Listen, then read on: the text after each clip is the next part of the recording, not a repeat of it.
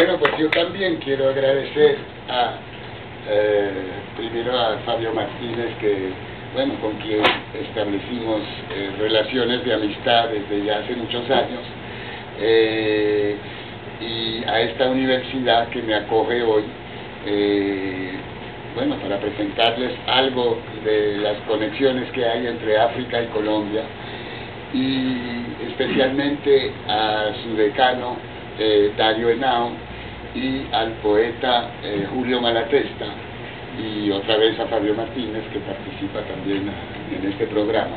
Entonces, aquí y a todos ustedes por estar aquí, y no quiero olvidar a mi gran amigo intergaláctico Gabriel Ruiz y a su esposa, que han hecho tanto y están haciendo tanto para intercomunicarnos y hacer conocer en el mundo entero la literatura, la sociología, la etnología, la lingüística y todas esas cosas, poniendo en relación gente cada día, cada noche también.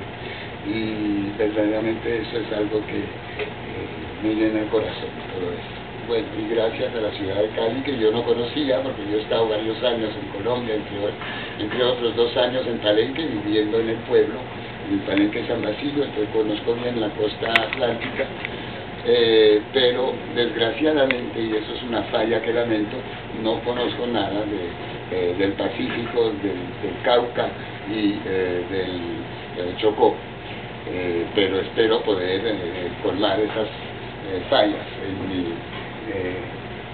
mi vida. Bueno, hoy voy a hablar después en este proyecto de doctorado de estudios afroamericanos que se está armando entre la universidad y ¿cómo se llama? El Instituto del Caribe, dirigido por Alfonso Múnera en Cartagena. Hablarles de las huellas culturales africanas en Colombia. Claro que mucho será sobre Palenque, porque es lo que mejor conozco, pero también sobre las otras regiones donde viven los afrodescendientes en Colombia. Y bueno, les voy a hablar primero de los afrodescendientes de Colombia, muy brevemente, luego de los que provienen de África, porque ya tenemos informaciones y la investigación ha avanzado mucho en este campo. ¿Ustedes me oyen bien en el fondo o necesitan un micrófono? ¿Está bien? Bueno. Después hablarles un poco, sí, de la trata negrera y de la esclavitud, pero sobre todo de la resistencia a esa misma trata que se manifestó, entre muchas formas de resistencia, por los palenques. Luego les hablaré de huellas lingüísticas. Tengo que decirles que yo, primero que todo, soy lingüista, no soy especialista en literatura, soy un aficionado, me gusta mucho leer y todo, pero no he hecho una reflexión muy profunda sobre los problemas que pueden plantear, por ejemplo, los poetas o los escritores. Pero entonces, huellas lingüísticas africanas en el español de Colombia, porque el español de Colombia, el español estándar de Colombia, digamos, no solo el español de las costas, tiene muchas palabras de origen africano.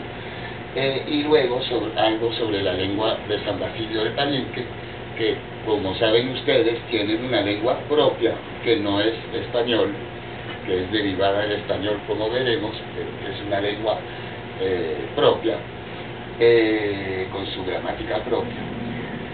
Y eso lo veremos a través de las huellas africanas, a través de algunos puntos precisos que yo escogí, entre otros, no son los únicos que tienen huellas africanas, pero los nombres de color, como la visión que tienen los palenqueros del color, las marcas verbales, que eso tiene incidencias semánticas, ¿no? El plural y el genitivo. Entonces esos son puntos de gramática. Por favor, no huyan. Yo sé que la gramática está mal vista en muchas universidades y en muchas partes, pero se lo voy a hacer jocoso, no se preocupen. No será una tarea muy penosa. Luego hablaré de otras huellas culturales africanas en Colombia, entre otros de música, de culinaria, y bueno, hay bastantes cosas que decir, de religión, también de concepciones, religiones y de prácticas simbólicas. Y luego, pues, aquí también es un departamento de literatura, entonces trataré de exponer algunos temas africanos en la literatura colombiana, pero eso con menos seguridad, porque, como les dije, no soy especialista del tema, pero bueno. Y por fin, una conclusión que desarrollaremos al final. Bueno, los afrodescendientes en Colombia, como saben seguramente, y en eso no me voy a detener mucho porque son cosas que todos conocen aquí, representan más o menos, los descendientes de africanos representan 20% de la población del país, ¿no? Más o menos, un poco menos de 20%. Se ubican esencialmente en el Chocó, aquí, bueno, en la costa pacífica, digamos, y eso debería seguir hasta Ecuador, ahí está el Chocó y toda esta región, pero eso ya no es Colombia. En la costa atlántica, el Magdalena Medio y, claro, San Andrés de Providencia, que no está representado aquí, que tiene culturas particulares también y una lengua propia, es un criollo y una lengua criolla de base inglesa. Las reivindicaciones hasta hace, digamos, hasta los años 80, las reivindicaciones de la gente de piel oscura, vamos a decir, eran de orden sobre todo social, porque aquí en Colombia la pobreza se confunde con el color de la piel, ¿no? Más la tienes oscura y más eres pobre. Y entonces las principales reivindicaciones hasta los 80 eran de carácter social, de tener luz en las casas, de no ser, bueno, económicas y sociales. Y este movimiento de las negritudes que llegó de Estados Unidos, de la concientización de los negros americanos, llegó primero a Chocó en Colombia y se difundió muy rápido en todas las comunidades de procedencia afrocolombiana. El racismo era completamente inhibido. Aquí es algo que me impacta mucho, porque en Europa hay mucho racismo, claro, por parte de digamos 10 o 15% de la población en países como Francia, España, Italia y los países nórdicos. No crean que los países nórdicos son más avanzados en eso que nosotros los países latinos de Europa. Ese racismo es, como decir, público. Bueno, no es reconocido por el Estado, pero hay mucho racismo, incluso agresiones físicas contra personas diferentes. Aquí no es así, aquí no hay agresiones, no había agresiones físicas ni hay, pero reflexiones como negro tenía que ser, o como, bueno, un blanco que corre es un deportista, un negro que corre es un ladrón, perseguido por el que robó, cosas así, ¿no? Son muy vigentes, y los negros aquí eran completamente invisibles. Entonces, ese racismo inhibido se traduce, por ejemplo, por un blanqueamiento de la mayoría de la gente en las comunidades, blanqueamiento tanto físico, de echarse porquerías en la piel para que aclare, o enclarezca, como se dice, bueno, que aclare, o de destreparse el pelo, y también un blanqueamiento social, ¿no? De casarse con una persona más clara que uno para tener hijos más claros. Y todavía en Cartagena, yo no sé acá en Cali o hablan con los niños del salto adelante, ese es el más blanco que los papás, del salto atrás, ese es el más negrito, y de en medio, ese está como los papás. Y esos son términos todavía que se oyen en Cartagena, ¿no? Es decir, que hay una interiorización por los propios afrodescendientes había, eso está cambiando, pero hasta ahora había una interiorización de ese racismo, interiorización hasta el punto de que la palabra negro es considerada un insulto, cuando en sí mismo negro es solo, bueno, es describir una apariencia, no tiene nada, pero no, negro, entonces hay un eufemismo que es moreno. Moreno en Europa, en español de Europa, soy yo soy moreno, tengo el pelo negro, tengo la piel un poco morena así, y se opone, por ejemplo, a Carolina, que ella sí tiene una piel blanca, será más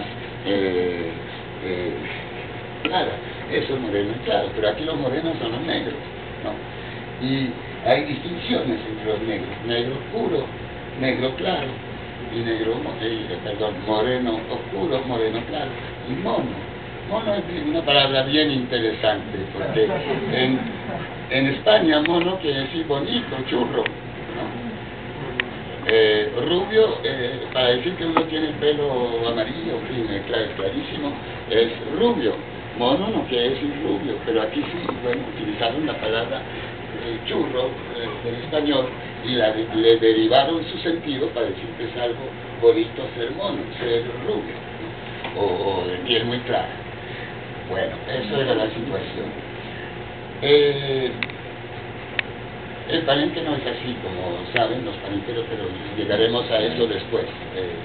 El palenquero desde siempre es orgulloso de su color de piel, ya hablaremos de eso. Ahora quiero mostrarles de dónde vienen los afrodescendientes de Colombia. África es un continente inmenso. En África se hablan, no se sabe exactamente porque los lingüistas no están de acuerdo sobre la definición de lo que es una lengua o un dialecto, pero mínimo 2.500 lenguas, ¿no? Diferentes. Luego, otros dicen un poco menos, entre 1.800 y 2.500 según la definición más o menos extensa que se le da al término lengua. Entonces, aquí puse solo las lenguas de, no toda África negra, digamos las lenguas que tuvieron que ver con el destierro de los esclavos a América. Porque aquí hay otro grupo lingüístico que se llama afroasiático, que también es de gente negra, pero que no nos interesa aquí porque no hubo esclavos de gente deportada de allá para acá. Y bueno, en el norte hay una gran familia lingüística que es el afroasiático, que comprende el árabe, el hebreo, el bereber, el tuareg, el egipcio antiguo, muchas lenguas que tampoco nos interesan aquí. Etiopía también es país de todo esto, de negros, pero ellos hablan lenguas afroasiáticas. También otro grupo que se llama el cuchíntico, pero bueno, eso lo dejo de lado. Aquí hay otro grupo lingüístico muy diferente, muy aparte, que es hablado por los Khoisan. Eso los ingleses los llamaban los bochimanes y hotentotes. Son gente de pequeños, bajitos, y que tienen la particularidad en sus lenguas de tener sonidos que se llaman cliques y que son únicos en el mundo. Bueno, todo el mundo los utiliza, el beso, por ejemplo. Eso. Bueno, pues eso es una consonante para ellos. Si lo ponen en palabras, por ejemplo, y que van a decir algo. Bueno, si han oído cantar a Miriam Makeba. Miriam Makeba no es Khoisan, ella es Zulú, de aquí. Los zulúes, bantúes del sur de África.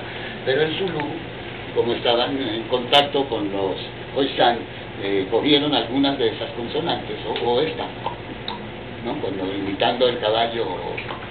Eso es una consonante también. Bueno, hay varias así. Bueno, pero esto es una familia muy, hoy en día muy casi en extinción, de una familia de lenguas y de pueblos casi extinguidos, pero que son seguramente los primeros pobladores o los más antiguos pobladores del África, porque todavía hay algunos aquí y aquí, unos islotes de esa familia lingüística. Bueno, y la que nos va a interesar ahora es la gran familia Niger-Congo, que es una sola familia de lenguas, exactamente como la familia indoeuropea. Ustedes saben que el indoeuropeo está compuesto, por ejemplo, por las lenguas germánicas, inglés, alemán, sueco, todo eso, las lenguas latinas, francés, español, italiano, rumano, las lenguas eslavas, ruso, polaco, checo, etcétera, y todas esas lenguas tienen relaciones entre sí, relaciones de parentesco, es decir, que se puede reconstruir un proto-indoeuropeo que debió ser hablado hace 15.000 años, y que era la lengua que dio origen a todos esos grupos que hoy forman unas 40 lenguas en Europa y en la India, porque indoeuropeo, porque el sánscrito, por ejemplo, es una lengua indoeuropea, el iraní también. Bueno, esta lengua ni el Congo es así también, tiene varios grupos. Les voy a dar muy rápidamente. Aquí esta familia violeta es el grupo atlántico. Y del grupo atlántico hubo mucha gente desterrada y traída a América por el puerto de Gorea y de Cabo Verde. Aquí, Gorea, Gorée, en francés, Senegal, y Cabo Verde. De ahí viene, bueno, la etnia principal de Senegal, que son los Wolofs, y que aquí en Colombia son conocidos como Yorofos. Bueno, los Yorofos eran conocidos, porque esas son cosas de la época de la colonia. Hoy en día un Yorofo es un pájaro negro, pero es una etnia en general. Y los, aquí, Mandinga. Hoy en día Mandinga, yo no sé si han oído la palabra, es sinónimo de diablo, ¿no? Pero Mandinga es una etnia y muy importante. Su verdadero nombre es Malinke, y esto es la misma familia, Bambara y Soninke. Yo tengo un nieto que es medio Soninke. Bueno, esa familia son gente que viaja mucho desde siempre, porque ya están en la región del Sahel, aquí, que linda con el Sahara, con el desierto, y es una región muy ingrata y hay mucha inmigración, mucha gente se va, pero eso desde hace siglos, antes de ser colonizados. Y en Francia, por ejemplo, el 70% de los africanos que viven en Francia, que echaron raíces, son soninke o mandingas. Mandinga era el término. Bueno, estos esclavos, como los portugueses, bajaban por aquí antes de llegar, antes de descubrir, entre comillas, América. En el 1450 ya habían llegado por aquí, 1480 por acá, y ya 1500 Cabo de Buena Esperanza, incluso antes, perdón, 1488 o 9, no me acuerdo, llegaron al Cabo de Buena Esperanza y pues se fueron para la India. Pero entonces aquí fueron los primeros esclavos deportados de esta región. Pero eso después siguió, bueno, en cantidades enormes. Y bueno, Yorofo, Mandinga y Piojo. Les menciono los Piojo, que son los habitantes de Cabo Verde, a causa de Bencos Piojo. Que Bencos Piojo dice que es el fundador de Palenque. Eso es un mito, en realidad Piojo no fundó Palenque, fundó otro Palenque, lo vamos a ver después, a 150 kilómetros al oeste del Palenque de San Basilio, y fue el primero que obtuvo la libertad de los españoles en 1599, y tenía derecho a pasear en Cartagena con armas. Y bueno, su Palenque fue verdaderamente el primer Palenque libre, 1600. Después fue asesinado por los españoles y los colonos de Cartagena, traidoramente, en una pelea que provocaron, y lo condenaron a muerte y lo mataron. Pero uno entiende que este líder, que fue el primero verdaderamente que obtuvo la libertad para su gente, después fuera reivindicado por cada uno de los palenques que siguieron, como el jefe de ellos. Es como una estrella. Bueno, sigamos con las procedencias. Luego tenemos el puerto de Ndina, aquí, que hoy en día está en Benín, este país es Benín, aquí. Y aquí tenemos una familia de lenguas y de pueblos muy diferentes en África, que son los Ashanti, aquí, los Akan, y sobre todo los Fon y los Ewe, que llamaban en Colombia Mina Arará, Mina o Arará. Bueno, y eso todavía hay mucha gente que se llama Pedro Mina o Juan Arará. Bueno, quedaron esas apelaciones. Eso no quiere decir que venían del puerto de Mina, porque los reyes africanos y las sociedades esclavistas africanas de la costa fueron cómplices de la trata, porque a cambio de baratijas que les daban los europeos y de armas para poder conquistar el interior del país, ellos no iban a dar gente de su propia estirpe, de su propia familia, de su linaje. Ellos iban a buscar en el interior gente y los traían a los portugueses para venderse y obtener a cambio todas esas baratillas que ponen los europeos. Entonces, aquí podría la gente venir de aquí, de Burma, de Mosul, de Burkina Faso, de muy lejos podían venir esos esclavos que llegaron a Colombia, esclavizados que llegaron a Colombia. También desde el puerto de Mina es toda la procedencia yoruba, que ahora están en el país de Nigeria. Yorubas los llaman Lucumí en Colombia, y en la literatura de los españoles de esa época son los Lucumíes.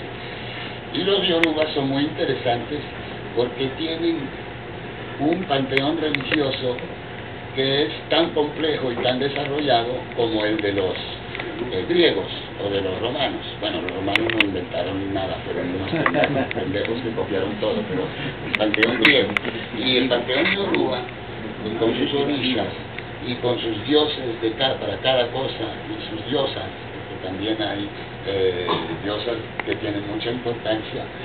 En América dieron muchos retoños, ¿no? En Cuba sobre todo, en Santo Domingo, en Brasil, en las islas del Caribe, los ritos yoruba son muy importantes. En Cuba es el país piloto para eso, porque los cubanos todavía van a iniciarse a Nigeria para los santeros, no santería, porque Cuba, claro, son ya un sincretismo con las religiones occidentales, con el cristianismo, esencialmente el catolicismo, pero han guardado muchísimo de eso. Changó, bueno, que aquí hay un café célebre o una discoteca célebre, Changó, el dios del trueno entre los yoruba. Bueno, pero entonces yo insisto, en Palenque, pero eso voy a venir a eso después también, en Palenque los yoruba no hay huellas ninguna de la cultura yoruba. Bueno, sigamos. Luego al este de Nigeria, entre Nigeria y Camerún, aquí hay un puerto que se llamaba Calabar, que se llama siempre Calabar, es una ciudad que existe hoy en día, es una ciudad petrolera con, de paso, una inmensa mancha petrolera aquí en todo este golfo, es peor que la que vivieron en Estados Unidos, y nadie habla de eso, ¿no? Porque es África, es un continente maldito o marginal, y nadie habla de la contaminación que hay en toda esta región aquí, porque hay una mancha de petróleo subterránea que llega de los forajes, se dice, ¿no? Los forajes que hacen debajo del mar, y que es mucho peor, mucho no sé, pero que es peor que la que hubo en Estados Unidos el año pasado. Bueno, eso es una paréntesis. Entonces aquí Calabar venían los Ibo y los Ibibio, que en Colombia se llaman Calabarí, y que todavía hay pueblos en los Montes de María y por el lado de San Onofre y de Sucre, y aquí mismo, que son calabaríes. Y eso es una cultura también muy interesante, la cultura calabarí. Es decir, Ibo y Ibibio, ese es el verdadero nombre de ellos allá, como se llaman ellos en África. Y luego llegamos al inmenso dominio Bantú. Por eso Bantú también es un mito que voy a destruir, desgraciadamente. Porque en Palenque, por ejemplo, dicen nosotros hablamos Bantú. Pero es que Bantú no es una lengua, son 800 lenguas diferentes. ¿sí? Tienen entre ellas la misma relación que tienen las lenguas latinas, neolatinas, francés, español, italiano, rumano, suizo, y ese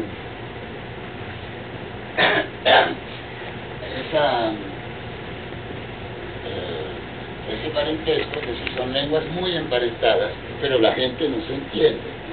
Un Congo no entiende nada lo que dice un Luba no entiende nada lo que dice un Swahili no entiende nada lo que dice un Zulú.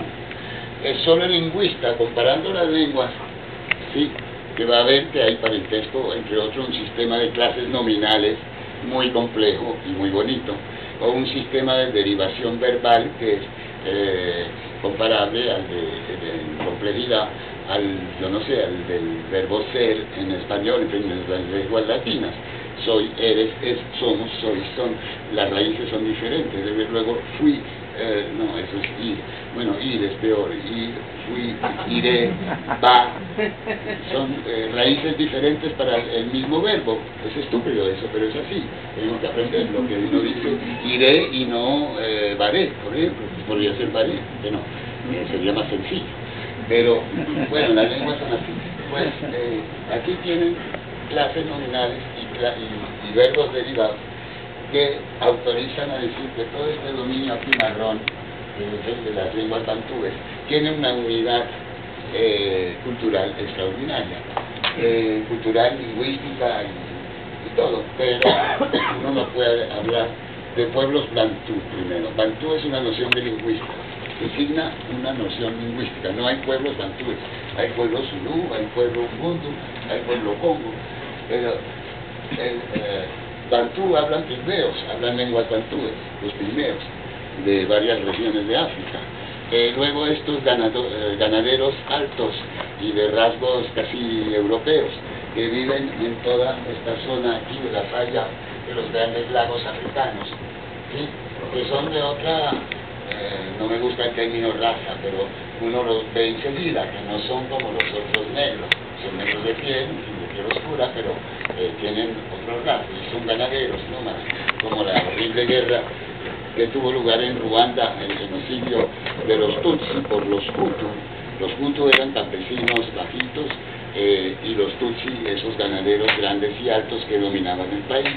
Pero eso fue, bueno, una masacre espantosa, pero hablan la misma lengua en Kinyarwanda, aquí, en Ruanda, Kinyarwanda, y en Kirundi es también una misma lengua hablada por tres grupos diferentes. Es decir, que no hay pueblo bantú, hay lenguas bantúes, eso sí, y eso es una construcción de los lingüistas, no más. Bueno, entonces uno no puede decir que habla bantú, no quiere decir nada, o si no sería el proto-bantú, la lengua original que hace miles de años de donde salieron todas esas lenguas actuales. Bien, entonces en el área bantú, empecemos con Loango. Aquí Puerto Negrero, muy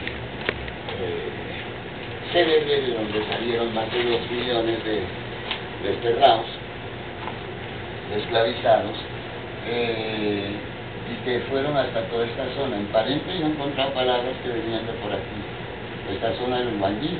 Esto ya estamos a 1000 kilómetros de la costa, para decirles cómo era el comercio esclavista en el interior de África, por los propios africanos. No eran todos los africanos, eran los africanos ya que tenían sociedades de clase dominante, un ejército para ir a buscar esos esclavos y traerlos a la costa. Bueno, Loango es, en Parente hay un lumbalú, un canto de velorio, que dice Chiman Luango, Chiman Congo, Chimangola. Yo soy hombre de Loango, yo soy hombre del Congo, soy hombre de Angola. Pero en realidad es Loango solamente porque Angola en esa época, en el siglo XVIII, cuando se fundó Parente y fueron deportados la gente de Parente, que les voy a hablar después, Angola era todo esto. Esto era la costa de Guinea, aquí, desde Senegal hasta Nigeria incluido, y luego de Camerún, Congo, Angola y hasta aquí más o menos, era llamado por los navegadores portugueses Angola. Entonces Angola no quiere decir mucho. Y cuando uno dice que es de Angola, puede ser aquí de los Mundu, o aquí de los Congo, o aquí de los Libia, o más de Camerún, pero de aquí no hubo mucha gente deportada porque las costas son muy inhospitaleras para los barcos y no podían de ahí organizar expediciones y negociar y llevarse gente esclavizada. Y el tercero es precisamente Angola, que era un reino también, el reino de Angola, que estaba el reino de Congo, cuyo rey se convirtió al cristianismo muy temprano, en 1500 y pico. Su capital se llamaba Mbunzu y se volvió San Salvador de Mbanza, San Salvador de Mbanza, como había San Salvador de Bahía. Y ellos han guardado muchas cosas de ese cristianismo, pero como después no tuvieron misioneros durante 2 siglos, pues integraron a su propia religión, la gente de allá, los congoleses, y tenían, por ejemplo, estatuillas de Cristo que ya servían para hacer fetiches y cosas. Y cuando los misioneros franceses llegaron en el siglo XIX a colonizar eso y a evangelizar allá, pues se encontraron ya con gente que se decía cristiana, pero que tenía una religión completamente africana y donde Cristo era una muñeca para